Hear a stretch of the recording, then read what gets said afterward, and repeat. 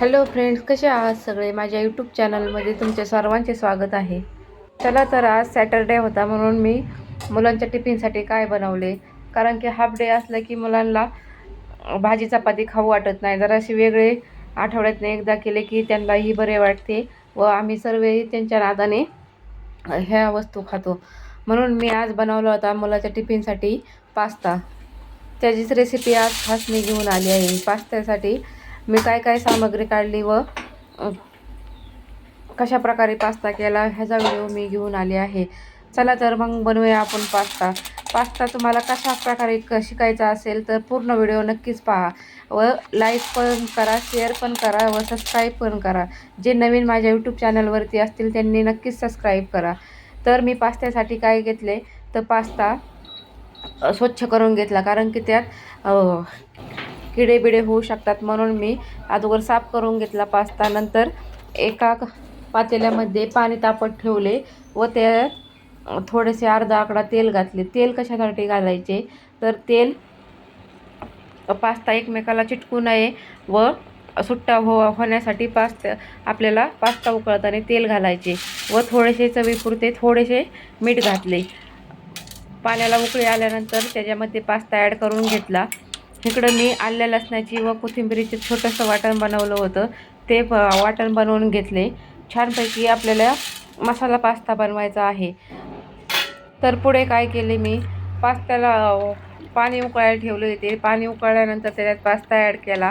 कच्चा पास्ता तो आपल्याला 5 मिनिट उकळून म्हणजे शिजवून घ्यायचा. उकळत्या पाण्यामध्ये पास्ता ॲड करायचा व पाण्याला उकळी आले की थोडेसे गॅसचे फ्लेम कमी करून ठेवायचा. सतत हलवत राहायचा, नाहीतर खालीचे टाकलं की तो करपल्यासारखा होतो.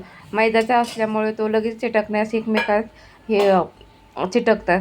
नंतर मी कढईमध्ये सर्व व्हेजिटेबल जे कट करून घेतले होते ते परतण्यासाठी घातले. अगोदर सर्वप्रथम कांदा घातला.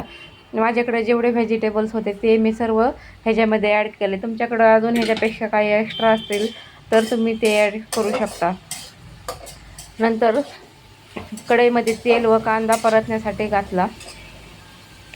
इकडं मधून अधून मी चेक करीत होते पास्ता खाली, कारण की स्टीलचं पातेलं होतं व त्याला पास्ता लगेच चिटकला असता. थोडासा माझा चिटकायला लागला होता, थोडंसं कामात इकडं तिकडं झाल्यामुळे.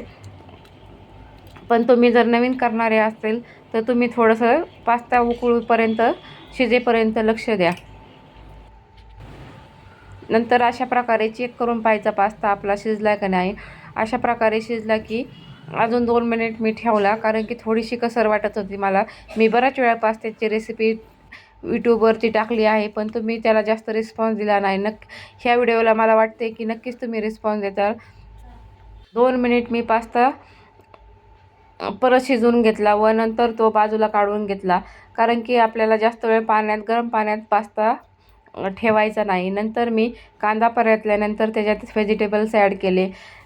ढोबळी मिरची, टोमॅटो, कांदा हे सर्व परतून घेतले. आल्या लसणाची पेस्टही त्याच्यात ॲड केली. हे चांगलं तेलामध्ये परतून घेतले.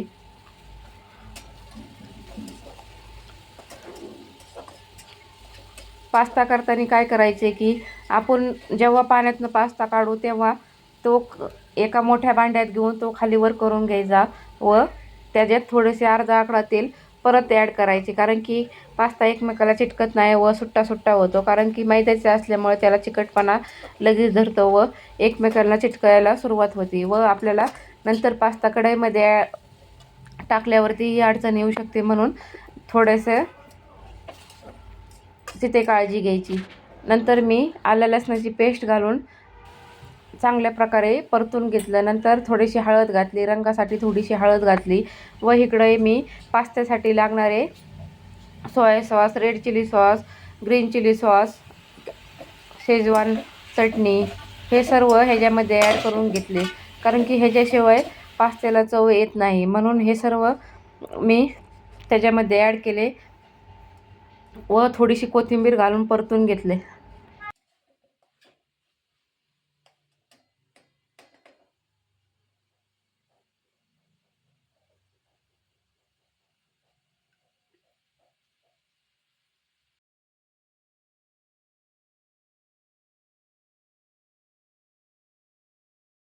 नंतर मी सर्व soya sauce, red chilli sauce, green chilli sauce, Schezwan चटणी हे सर्व तेलामध्ये ॲड करून तेच परतून घेतलं व नंतर आपला पास्ता त्याच्यात ॲड केला.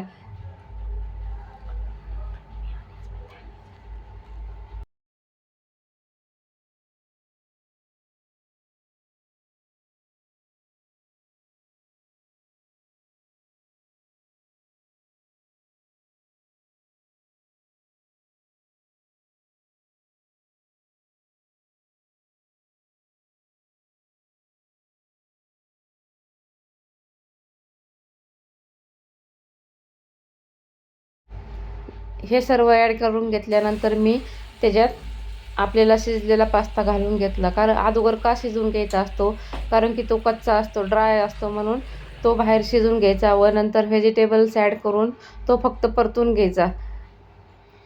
अशा प्रकारे आपली पास्त्याची प्रोसेस पूर्ण होते. ह्याच्यामध्ये थोडेसे मीठ घालायचे, चवीपुरते थोडेसे, जास्तही मीठ घालायचे नाही, थोडेसेच घालायचे, कारण की ऑलरेडी पास्त्याला मीठ असतेच व नंतर आपण पाण्यात उकळतानाही थोडेसे मीठ ॲड केलेले असते व आपल्याला पास्ता परतताना ते थोडेसेच मीठ ॲड करायचे, जास्तही करायचे नाही, नाहीतर जास्त खारट लागतो. आपल्याला पास्ता मसाला वरनं घालायचा, कारण की तेलामध्ये घातलं की तो मसाल्यालाच लागतो व म्हणून आपल्याला पास्ता मसाला 1 पाऊच ह्याच्यामध्ये वरनं ॲड करायचे. त्याच्यामुळे खूप छानपैकी टेस्ट लागते व मी थोडेसे वरचे मसालेही घातले, थोडीशी तरीची मिरची व मटन मसाला अशा प्रकारे थोडेसे मसाले थोडेसे ॲड केले, त्याच्यामुळे चवही छान लागते. तुमच्याकडे अजून व्हेजिटेबल्स कोणते असतील, गाजर वगैरे कोणते व्हेजिटेबल्स तुम्हाला ॲड करायचे असतील, तुमचे मुले खात नसतील, तर तुम्ही पास्त्यामध्ये आपण जेव्हा कांदा तळतो त्याच टायमिंगला आपल्याला ते परतून घ्यायचे.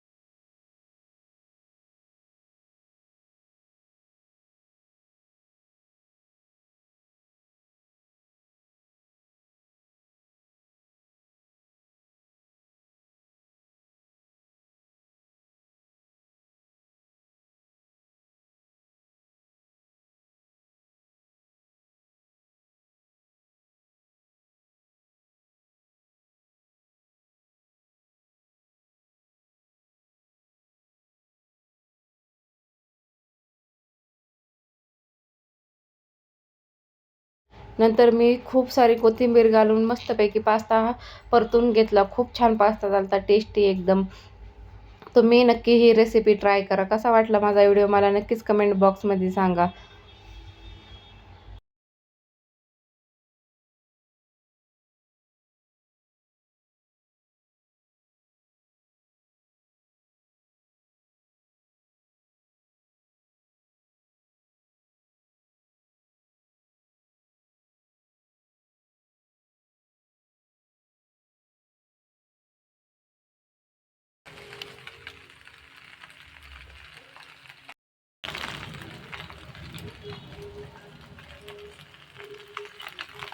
पास्ता तयार झाल्यानंतर मुलांचे टिफिन भरून दिले व आम्ही घरातले राहिलेल्यांनी, सासूबाईंनी, मिस्टरांनी व मी मस्तपैकी पास्ता एन्जॉय केला. तुम्ही अशा प्रकारे पास्ता करा व सर्वांनी खा.